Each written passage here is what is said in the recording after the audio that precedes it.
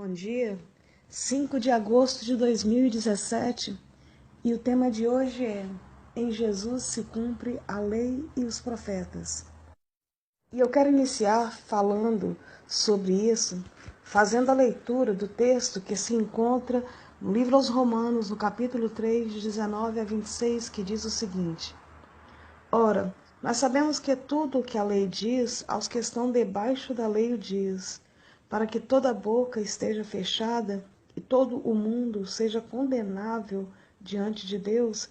Por isso, nenhuma carne será justificada diante dele pelas obras da lei, porque pela lei vem o conhecimento do pecado.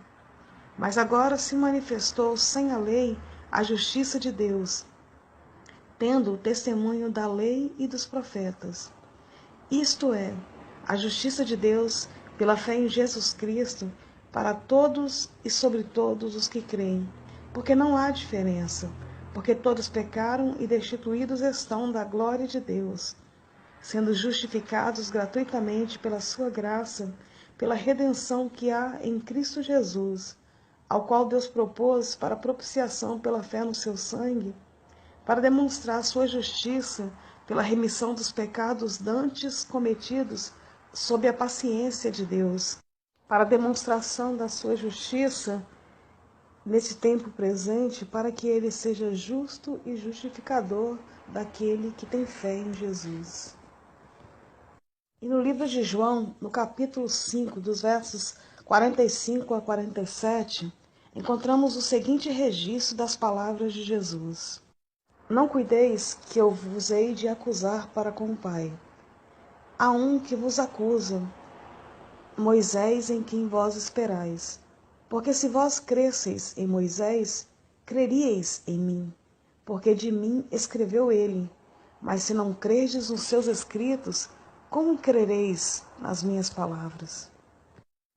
E neste texto, registrado em João 5, de 45 a 47, eu quero chamar a atenção de vocês para dois pontos muito importantes. Primeiro, observem que Jesus se dirigia a um público predominantemente judeu quando disse essas palavras.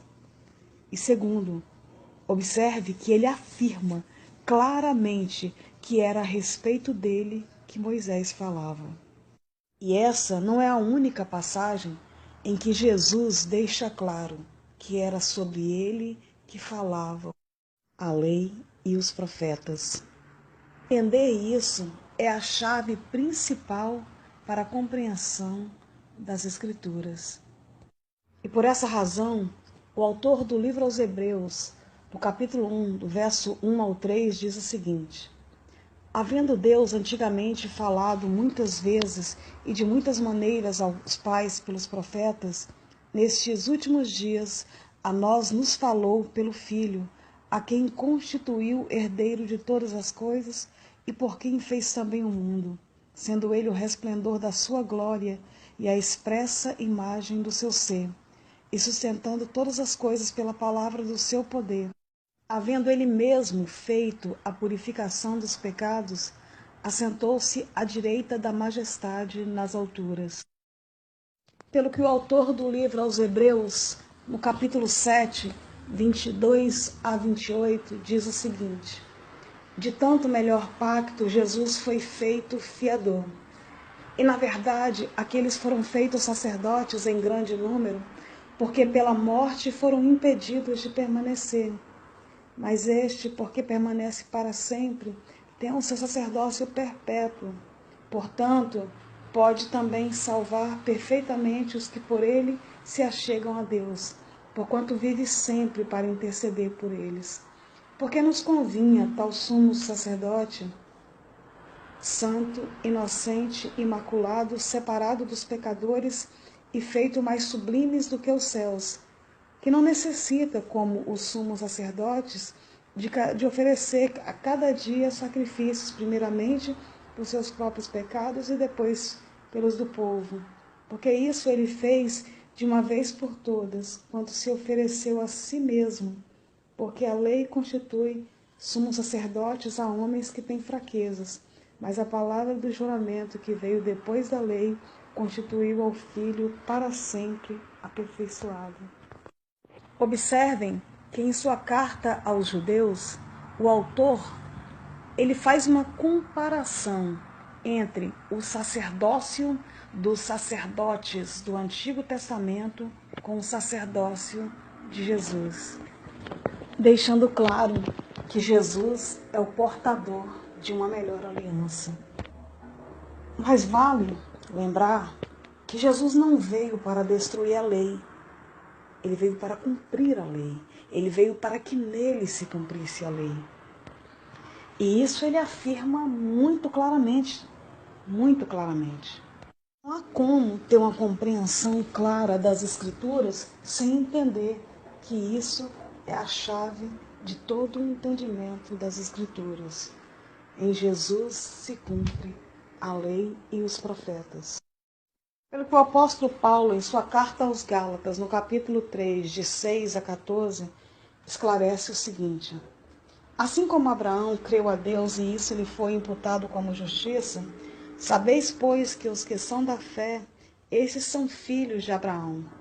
Ora, a Escritura, prevendo que Deus havia de justificar pela fé os gentios, anunciou previamente a boa nova a Abraão, dizendo: em ti serão benditas todas as nações, de modo que os que são da fé são abençoados com o crente Abraão. Pois todos quantos são das obras da lei estão debaixo da maldição. Porque está escrito: maldito todo aquele que não permanece em todas as coisas que estão escritas no livro da lei para fazê-las. É evidente que pela lei ninguém é justificado diante de Deus, porque o justo viverá da fé. Ora, a lei não é da fé, mas o que fizer estas coisas, por elas viverá. Cristo nos resgatou da maldição da lei, fazendo-se maldição por nós, porque está escrito: maldito todo aquele que for pendurado no madeiro, para que aos gentios viesse a bênção de Abraão em Cristo Jesus, a fim de que nós recebêssemos pela fé a promessa do Espírito. E vemos no relato neotestamentário que as boas novas do Evangelho de Cristo deveriam ser primeiramente pregadas aos judeus. E só depois disso, o Evangelho, as boas novas do Evangelho de Cristo seriam pregadas aos gentios. E acerca disso eu quero fazer duas considerações importantes. Primeiro, quem são os gentios? Entenda o seguinte: os gentios são todos os povos que não são judeus. Nós, por exemplo. E outra consideração importante que eu quero fazer é que fica claro no relato neotestamentário que Deus nunca se esqueceu, nunca desistiu de seu povo Israel. O problema é que Israel não entendeu a dimensão de sua missão sacerdotal. Israel não entendeu que desde o princípio estava nos planos de Deus que nós, os gentios, também fôssemos alcançados. E no que diz respeito à missão sacerdotal, houve uma substituição e eu não posso negar. Até porque os gentios precisavam ser alcançados para que se cumprisse a promessa de Deus a Abraão, que dizia: em ti serão benditas todas as nações. Porém, houve ali uma substituição apenas em termos de missão. E isso sempre foi deixado muito claro no meio cristão e nos evangelhos. Isso porque a bênção de Deus sobre Israel jamais foi revogada e jamais será. Note que nem os discípulos, a exemplo de Pedro, ainda haviam conseguido entender a abrangência da missão que lhes era entregue. E isso fica bem claro, como por exemplo, no relato de Atos dos Apóstolos, capítulo 10, que mostra Pedro na casa de Cornélio, deixando claro que Pedro, a exemplo do profeta Jonas, ainda precisava entender que a missão dada por Deus incluía também os gentios serem alcançados. E diz respeito a essa substituição em termos de missão, O apóstolo Paulo, em sua carta aos Romanos, no capítulo 11, do versículo 16 ao 32, deixa ali registrado o motivo pelo qual nós não devemos nos gloriar contra o povo de Israel em razão dessa substituição. O fato é que, à luz do relato neotestamentário e até mesmo das próprias palavras de Jesus, nós, os gentios, somos os cachorrinhos que aguardavam à beira da mesa as migalhas do pão servido aos judeus. E isso está registrado lá em Mateus 15, de 26 a 27. E para que estes cachorrinhos fossem também alcançados, foi necessário o rompimento com o judaísmo. Mas não um rompimento em termos de substituição, tipo assim, Deus agora ama a igreja e não mais quer saber de Israel. Isso não existe, não é verdade, e em nenhum momento o Novo Testamento diz isso. Até porque o Novo Testamento deixa claro que era necessário que o Evangelho fosse anunciado primeiro aos judeus, e Jesus confirma isso, e só depois aos gentios. O fato é que o cristianismo não é uma religião anti-judaica, até porque a raiz do cristianismo está no judaísmo. E além disso, cremos que Jesus é o Messias anunciado pelos profetas. E por essa razão, qualquer um que tenha difundido uma ideia antissemita é tudo menos um cristão de verdade, pois qualquer cristão que se preze e que tenha entendido a mensagem de Jesus tem que saber que Jesus nunca desistiu de Israel e nunca desistirá. Pelo contrário, no meio cristão tenho aprendido desde cedo que devemos orar para que haja paz em Israel. E aprendi, inclusive, que quem abençoa Israel será abençoado, e quem amaldiçoa Israel será amaldiçoado. Jesus dirigiu seus discursos mais duros aos escribas e aos fariseus. Isso porque, conhecedores da lei e dos profetas, eles tinham todas as condições para saberem que Jesus era o Messias esperado. E, no entanto, eles preferiram não ensinar isso ao seu povo. Eles preferiram manter o status que tinham perante o governo romano. E acerca de nós, os gentios e o povo de Israel, observe o que Paulo falou em Romanos, no capítulo 11, de 30 ao 32. Pois assim como vós outrora fostes desobedientes a Deus, referindo-se a nós, gentios, né? Mas agora alcançados pela misericórdia, pela desobediência deles, referindo-se agora aos judeus. Assim também estes agora foram desobedientes, para também alcançarem misericórdia pela misericórdia a vós demonstradas. Porque Deus encerrou a todos debaixo da desobediência, a fim de usar de misericórdia para com todos. E para que tenham uma melhor compreensão disso que eu acabei de falar, sugiro que depois faça uma reflexão em cima dessa passagem registrada na Carta aos Romanos, no capítulo 11, de 16 ao 32. Percebam que no que se refere à questão judaísmo versus cristianismo, não se trata de uma questão de qual é a certa e qual é a errada, e sim uma situação de cumprimento da lei e dos profetas, visto que no Novo Testamento, em que o Verbo se fez carne e habitou entre nós, a fim de se oferecer em sacrifício perfeito, necessário e único, cumpre-se a lei e os profetas. Antes de darmos prosseguimento a esse estudo, que já está quase se encerrando, eu preciso fazer um esclarecimento no que diz respeito à questão da substituição em termos de missão. Quando eu digo que a missão que era de Israel, ela hoje não mais está nas mãos de Israel, mas foi passada a nós, entenda que eu me refiro aqui, esse nós, eu me refiro a nós, igreja. Contudo, eu não estou falando da igreja institucionalizada, a igreja católica, a igreja Assembleia de Deus, a igreja batista, presbiteriana. Eu não estou falando disso. Eu estou falando da igreja Corpo de Cristo, que é composta por aqueles que são lavados e remidos no sangue de Cristo. De que forma e por que lavados e remidos no sangue de Cristo? Porque um dia, reconhecendo a sua condição de pecadores, de afastados de Deus, reconhecendo a sua necessidade de Deus, de se achegar a Deus, entenderam que isso só seria possível pela fé em Cristo Jesus. Então nós, que um dia entendemos isso e tomamos essa decisão, somos a igreja.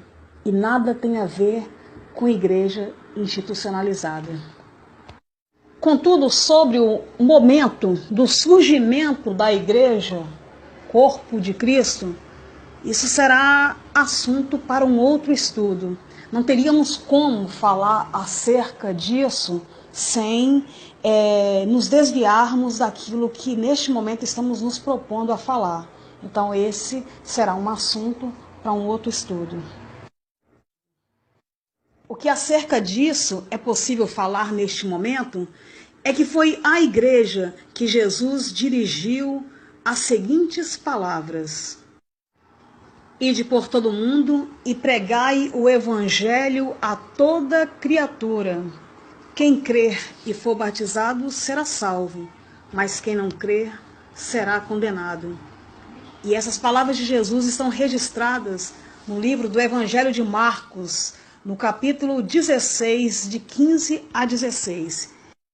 E no livro do Evangelho de João, no capítulo 3, de 16 a 19, Jesus diz o seguinte: Porque Deus amou o mundo de tal maneira que deu seu Filho unigênito, para que todo aquele que nele crer não pereça, mas tenha a vida eterna. Porque Deus enviou seu Filho ao mundo não para que julgasse o mundo, mas para que o mundo fosse salvo por ele. Quem nele crer não é julgado, mas quem não crer já está julgado, porquanto não crê no nome do unigênito Filho de Deus. E o julgamento é este: a luz veio ao mundo, e os homens amaram antes as trevas do que a luz, porque as suas obras eram más. Portanto, não há que se falar em injustiça divina. Isso porque Ele, o Deus que criou a regra, fez-se homem, viveu como um de nós e na cruz se doou por amor à humanidade.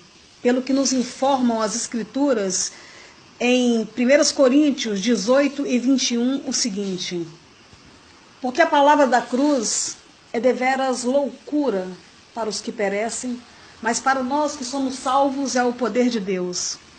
Visto que o homem, pela sua própria sabedoria, não conheceu a Deus, aprove a Deus, pela loucura da pregação, salvar os que creem.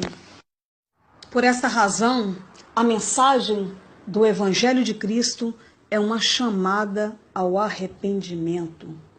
É preciso que entendamos que perante Deus não há um justo sequer. Nenhum sequer, afirmam as Sagradas Escrituras. De modo que só pela graça, por meio da fé, o homem pode ser justificado diante de Deus. E por esta razão, o apóstolo Paulo assim nos informa: Porque pela graça sois salvo por meio da fé. E isso não vem de vós, é dom de Deus. Não vem das obras, para que ninguém se glorie.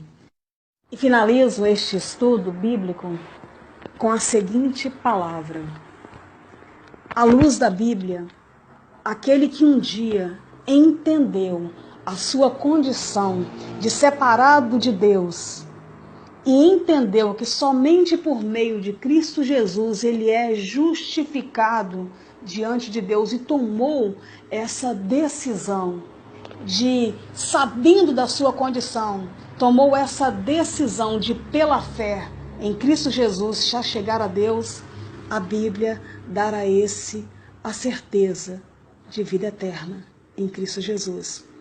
Porque miseráveis somos nós, disse o apóstolo Paulo, se esperarmos em Deus somente nas coisas dessa vida.